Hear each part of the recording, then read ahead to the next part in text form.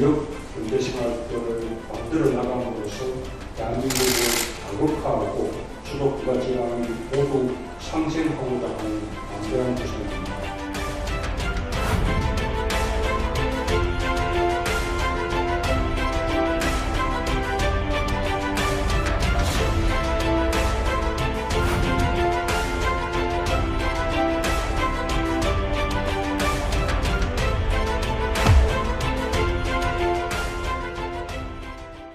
맞짱 토론, 부울경 특별연합. 왠지 들으니까 가슴이 뛰기도 하고 또 한편으로는 야, 넘어야 할 산이 많을 것 같은데 이중적인 마음이 좀 생깁니다. 오늘 우리 맞짱 토론 시간에서 두 분 전문가 모시고 상세하게 깊이 있게 짚어보겠습니다. 소개하겠습니다. 부경대 차재권 교수 나오셨습니다. 예, 안녕하십니까. 네, 동아대 임석준 교수 나오셨습니다. 네, 안녕하십니까. 우선 첫 번째는 이게 도대체 뭐냐? 아마 많은 시청자 또 시민분들이 그렇게 이야기할 건데 어느 분부터 좀 말씀해 주시겠어요? 부울경 같은 그런 광역 시도들이 공동으로 처리해야 되는 사무들이 있어서 공동의 협의를 하고 그 협의의 어떤 수준들을 조금 의사 결정 수준까지 좀 강화시켜서 뭔가 일이 될 수 있게 하기 위해서는 이 특별한 연합체를 만들고 그 연합체가 그런 의사결정을 할 수 있도록 하는 의회를 두고 그다음에 그 의회가 특별한 단체장을 만들어서 뭔가를 할 수 있게 만든 것. 그게 이제 부울경 특별 광역연합의 실체라고 보시면 될 겁니다. 네, 이제 법적 토대를 확실하게 갖춰줬다 이렇게 하는데 우리 임 교수님 또 이 메가시티 요즘 얘기 나오는데 이론적 배경은 사실은 그 2008년으로 볼 수 있는데요. 지금은 이제 스타가 되셨죠. 토론토 대학의 리처드 플로리다하고 팀 굴덴 그리고 이제 한 명이 더 세 명이 이제 공정한 게 있습니다. 메가 지역의 부상이라는 논문이 나오거든요. 이 논문이 굉장히 재밌어요. 왜냐하면 어떻게 하냐면은 이 우주에서 항공 사진을 찍어봐요, 지구를. 그래서 밤에 이제 이 불이 번쩍번쩍 빛나는 지역이 있지 않습니까? 우리도 이제 한반도를 찍으면은 북한은 어둡고 남한은 이게 환하잖아요. 맞아요. 그래서 빛이 연속적으로 비치는 지역이 있다는 거예요. 이 지역을 분석해 보니까 특정 도시도 아니고 그다음에 어떤 국가로도 설명이 안 된다는 거예요. 왜냐하면 국경을 넘어서도 있고 그다음에 여러 도시를 연결하는 이런 빛이 있다는 거예요. 그래서 이 빛이 비치는 지역들을 이제 연구를 하기 시작했죠. 근데 이 지역들의 특징이 있다는 거예요. 첫째는 인구가 많고 그다음에 여기서 특허가 굉장히 많이 나오고 그리고 이제 세 번째는 이 과학자들이 굉장히 많이 배치돼 있다는 거예요. 그래서 이 지역을 갖다 이제 개념화했는데 뭐라고 재밌는 개념이 나와요. 빛을 기준으로 하는 지역 총생산, 그 LRP라 그럽니다. Light Based Regional Production. 그래갖고 이제 그 LRP가 1천억 달러 이상인 지역을 모아보니까 전 지구에 한 40개 정도 있더라. 이게 이제 이거를 뭐라 그러냐면은 이 메가 지역이다. 이렇게 불렀고요. 거기서 이제 제일 큰 게 도쿄 지역. 광역 도쿄 지역이죠. 그 다음에 미국의 보스턴에서 그 워싱턴까지의 그런 지역. 그 다음에 이 실리콘밸리라든지 이런 지역을 이제 찾아내는 거죠. 그 개념으로 이제 이명박 정부에서 딱 받은 거예요. 2008년에. 그래서 야, 우리도 이 광역으로 좀 이렇게 해야겠다. 이게 이제 초광역 경제권 이 시도를 했고 그 당시 너무 탑다운을 해갖고 이제 좀 우리는 실패를 했죠. 그리고 이제 이 교수님 말씀하셨듯이 이제 지방자치법이 이제 정비되면서 이 부울경이 이제 자체적으로 이번에 그 초광역 경제권, 광역 경제권 구상을 하고 이제 구체화되는 거죠. 그게 이제 그러니까 2018년 기준으로 보면 이제 인구 1,000만 명 이상의 거대 메가리전이 전 세계적으로 한 33개 정도가 지금 만들어지고 있고요. 그게 2030년 되면은 43개까지로 늘어날 거라고 보는 거고 2008년 그때 당시에도 전 세계적으로 이제 어떤 연구소에서 조사한 결과에 따르면 20대 메가리전이라는 게 있는데 그 메가리전에 사실 우리 부산도 들어갔어요. 그러니까 서울도 그 수도권도 들어가고 우리 부산 부울경 지역도 들어가서 대한민국은 전체적으로 20대 메가리전에 2개의 권역이 들어가 있죠. 예, 지금 우리 리포트가 하나 준비가 되어 있거든요. 그거 보신 다음에 또 토론 이어가겠습니다. 서울 정부청사에서 부산, 울산, 경남이 손을 맞잡았습니다. 정부의 규약안 승인과 동시에 인구 776만 명의 부울경 특별연합이 출범했습니다. 소멸 위기에 놓인 지방을 살리기 위한 국가 주도의 첫 번째 특별 지자체입니다. 이제 특별연합의 이름으로 국비를 따내고 사업을 진행할 수 있습니다. 함께 할 수 있는 사무 21개 분야도 정부와 지자체로부터 위임받았습니다. 시청과 도청, 중앙부처에서 파견된 공무원들이 하나의 청사에 모여 일하게 됩니다. 그야말로 거대하고 새로운 지자체가 탄생한 겁니다. 대한민국의 새로운 성장축으로서 지역 균형 발전의 선도적 모델이 될 수 있도록 더욱 협력해 나가겠습니다. 이제 지금부터가 진짜 시작입니다. 경계를 허무는 1시간대 생활권을 위해 초광역 교통망 만드는 게 첫 번째 과제가 될 겁니다. 2040년에는 인구 1,000만 명, 동부가 8대 메가시티가 되는 게 목표입니다. 뭐가 달라질까? 이게 가장 궁금한 사항 중에 하나 같아요. 우선 하나씩 좀 들어주시죠. 뭐가 달라질 것 같습니까? 근데 저는 뭐가 달라질까를 생각할 그 전제는 뭐냐면 이게 성공한다는 걸 전제로 해야 되는데 저는 솔직히 지금 현재 추진하고 있는 이 방식대로 가서 성공할 것인가에 대한 거는 저는 논의를 해야 된다. 그거에 대해서는 치열한 논쟁이 해놓고. 필요하고 성공한다는 것을 전제로 했을 때는 저는 지금 현재 저희들이 사실 보면 서부 경남에 있는 진주에서 울산 가는 거 엄청나게 힘듭니다. 그렇죠. 그런데 앞으로는 이제 그게 1시간 안에 광역철도망을 통해서 쑥 갈 수 있게 되죠. 이건 저희들 시민들 그다음에 이 지역의 주민들한테는 굉장히 큰 혜택이 될 거고요.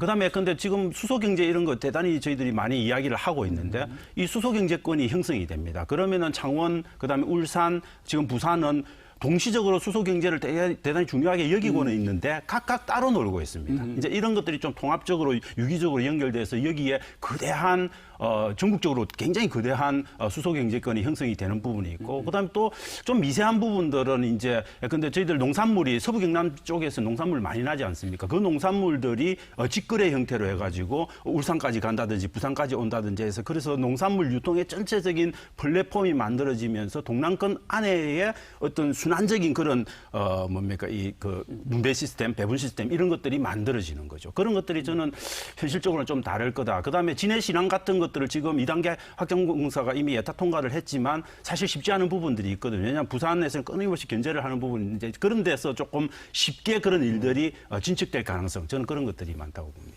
네, 오늘 좀 차 교수님이 오니까 정말 이 마음이 덜어집니다. 이걸 전부 다 너무나 잘 알고 계시니까 저는 좀 다른 각도에서 좀 말씀드릴게요. 왜냐하면 이 기존에 여기 방송에 나왔던 것들이 대부분 이제 하드웨어 중심의 개발인데요. 우리가 좀 이 한 발짝 뒤로 가서 뭘 생각해야 되냐면은 이 도시 발전에 이 중요한 논쟁점이 있습니다. 뭐냐면은 사람이 먼저냐, 일자리가 먼저냐 이 논쟁이 지속돼 왔는데요. 그동안은 사실은 그 사람 일자리가 생기면 거기에 사람들이 일자리를 쫓아서 간다는 게 지배적인 이제 생각이었습니다. 주로 이제 이 산업사회의 생각이죠. 그래서 이제 일자리 같은 거라든지 공장 같은 게 입지 요건이 굉장히 중요했다. 혹은 그 산업단지를 국가에서 만들어주면은 이제 그쪽으로 모이는 이런 현상이 있었는데 이것도 역시 그 2005년에 플로리다가 굉장한 책을 씁니다. 도시와 창조계급이라고 아마 다 아실 거예요. City and the Creative Class. 굉장히 유명한 책이 번역도 되어 있고 그 우리나라에서 많이 읽었습니다. 여기서 뭐라고 하냐면 이제 새로운 이 지식 기반 경제에서는 기업이 사람을 쫓아가는 이런 모델이 생긴다는 거예요. 그러면서 이제 여기서부터 이제 한국 사람들 잘 아는 게 3T 얘기를 하기 시작해요. 탤런트, 테크놀로지, 그다음에 톨러런스. 탤런트라는 거는 뭐 이 재능이 있는 사람들을 얘기하는 거죠. 예술인이라든지 이런 사람들을 얘기하는 거고, 그다음에 테크놀로지는 이제 기술을 가진 사람들, 아주 그 첨단 기술을 가진 사람들이 생긴다는 거, 디벨로퍼. 요즘 이제 돌이켜 보면 이렇게 디벨로퍼라든지 프로그래머 이런 걸 이제 예견한 거예요. 그다음에 이제 톨러런스는 이 포용이 있어야 된다는 거예요. 다양성을 수용할 수 있는 사람들.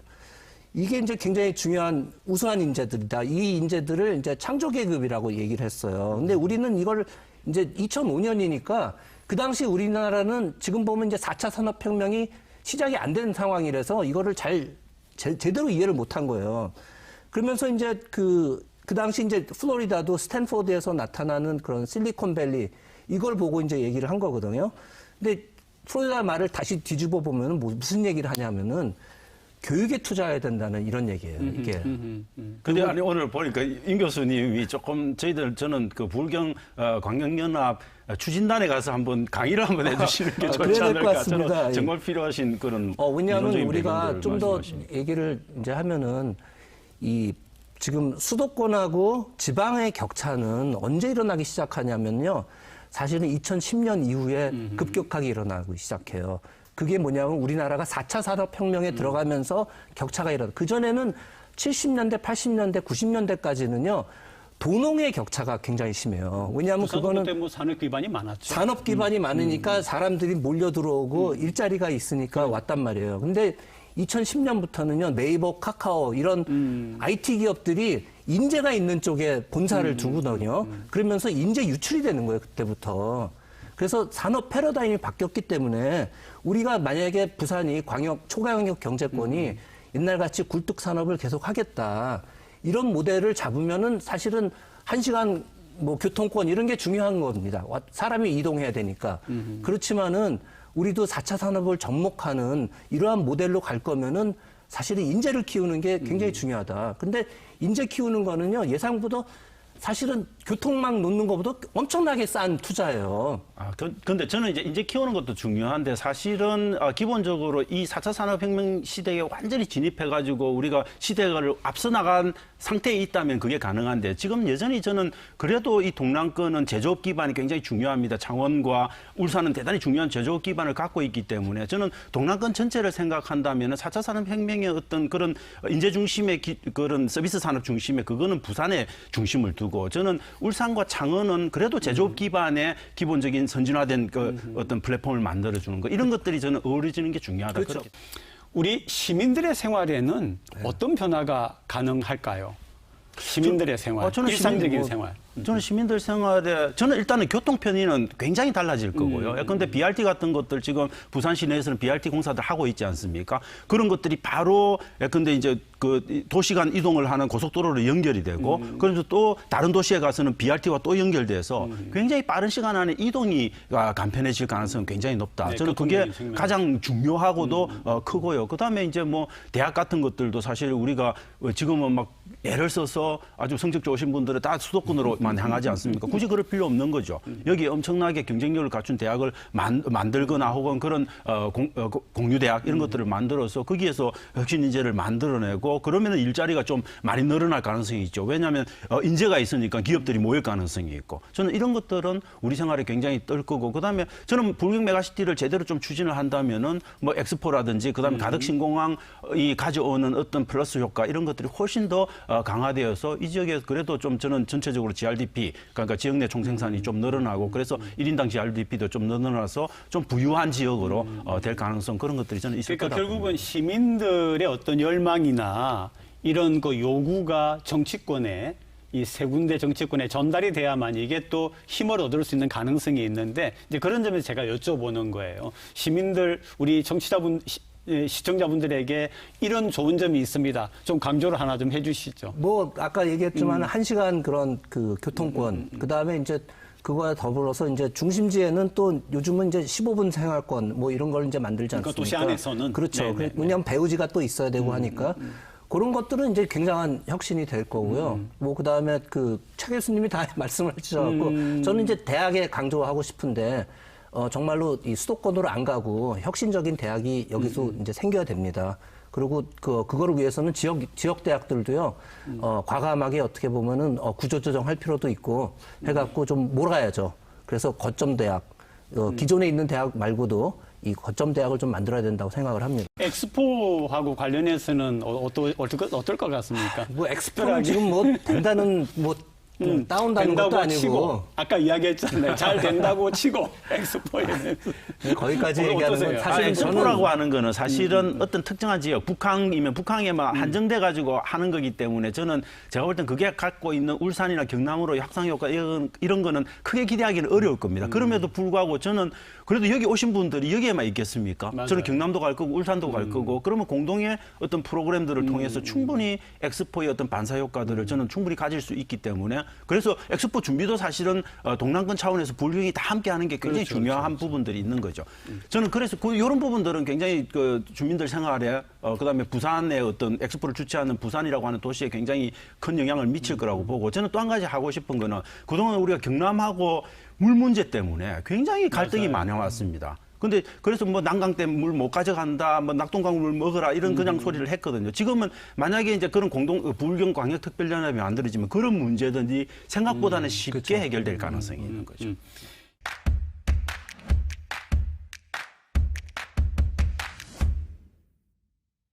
부울경특별연합의 실질적인 사무처리 개시일은 내년 1월 1일.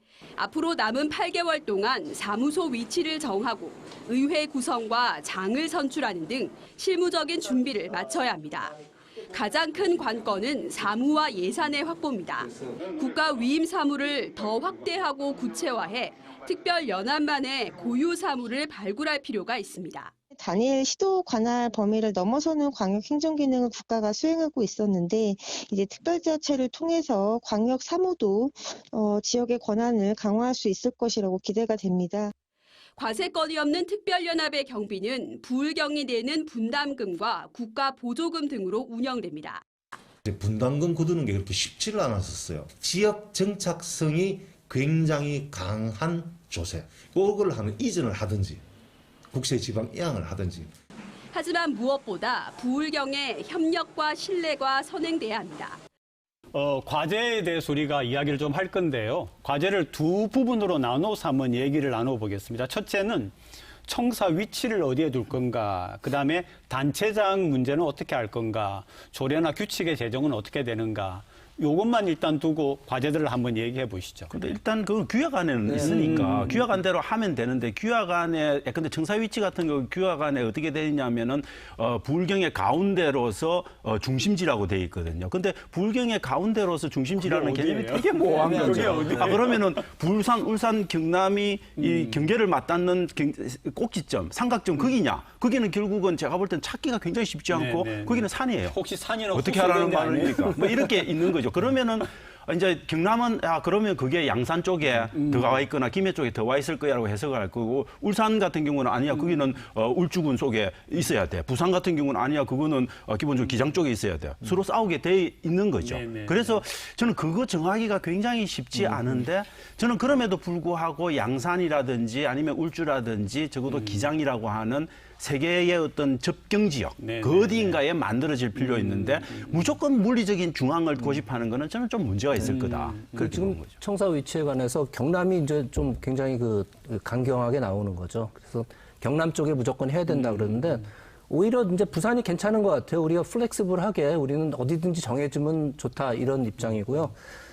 근데 저는 이제 이제 청사가 되면은 이 특별연합을 이제 관장하는 장이 있어야 될 거 아니에요. 그렇죠.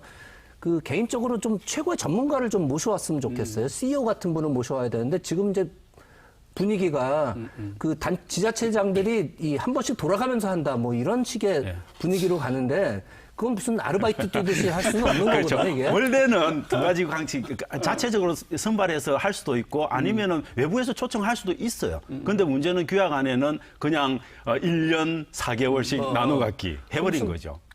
자기 그 지자체 신경도 써야 되는데 이렇게 돌아가면서 하는 거는 좀 말이 안 되는 거고요.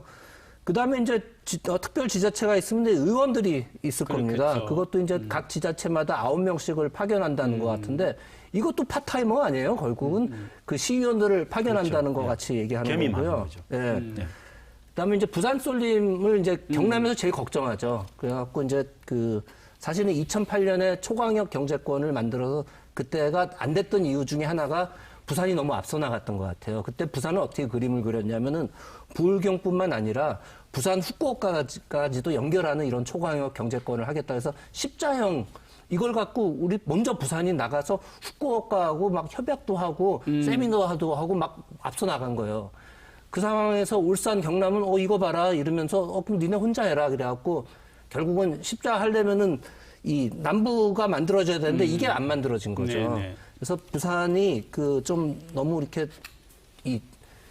안 그래도 이게 만들어지면 부산 쪽에 인재들이 흡수되고 그다음에 일자리도 부산 쪽에 많이 생성돼서 굉장히 경계하는 상황이기 때문에 부산이 너무 이렇게 주도화해서는 안 된다고 생각합니다. 그런데 그걸 막는 유일한 방법은 애초에 이 부울경 메가시티를 추진하던 처음으로 돌아가는 초심으로 돌아가는 게 중요하다고 봅니다. 이 처음 시작된 거는 김영춘 전 해수부 장관이 아이디어를 김경수 전 도지사한테 제공하고 그 두 분이 협의하는 과정에서 어떤 이야기들을 했냐면 이걸 부산이 나서서 하면 이건 깨진다.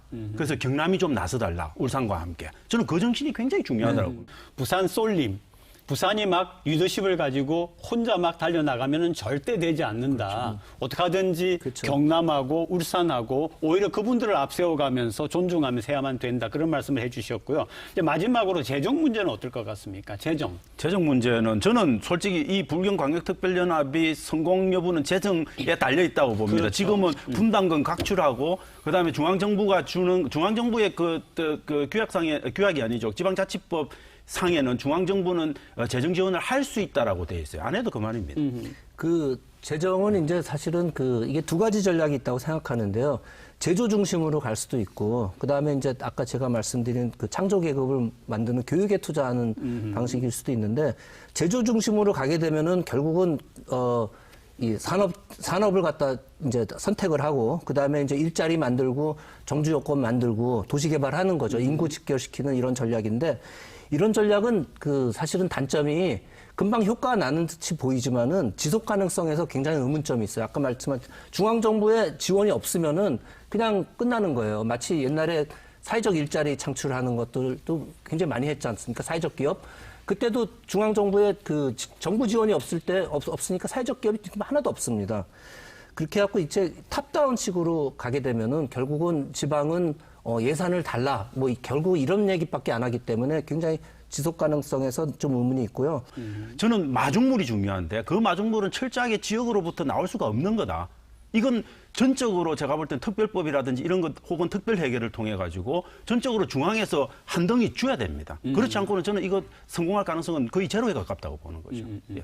네, 그런데 이제 소위 국세, 지방세 그런 논쟁도 끊임없이 있어 왔는데 그거하고 또 상관이 되는 그렇죠. 문제죠. 그러니까 기본적으로 마중물에 해당하는 초기 펀드는 기본적으로 중앙정부에서 투자를 하고 그다음 그 초기 펀드를 기준으로 해가지고 그다음에 줘야 될 거는 너희들이 마음대로 알아서 세원을 만들어서 할 수 있는 부분에 어떻게 보면 재정권의 어떤 분권 이런 것들을 통해서 알아서 할 수 있게 해야죠. 네, 그럼 네. 처음에 마련된 초기 자금을 갖고 활용해서 어느 정도 하다가 그다음에 분권화된 재정 능력을 갖고 해결해 나가는 방식으로 가면은 성공은 어느 정도 보장은 할 수 그러니까 있는 이제 거죠. 지금 두 분 말씀을 들어보니까 가장 중요한 두 가지를 꼽는다라고 하면은 이제 그 재정적인 문제하고 또 새 지자체 단체장의 리더십 혹은 합치, 협치 이런 것들이 굉장히 중요하다라고 하는 게 이야기가 되는데 인간이 먼저고 인간이 좋은 창조 계급이 출현해야지 이게 선순환이 될 수 있다는 걸 믿는다면은 이 특별연합이 진짜 성공하기 위해서는요, 이 교육의 인재 육성에 정말 게을리해서는 안 된다. 그래서 대학에 투자하는 것을 아까워하지 말라. 이런 조언을 드리고 싶습니다. 네, 부경대학의 차재근 교수 그리고 동아대학의 임석준 교수셨습니다. 고맙습니다. 네. 감사합니다.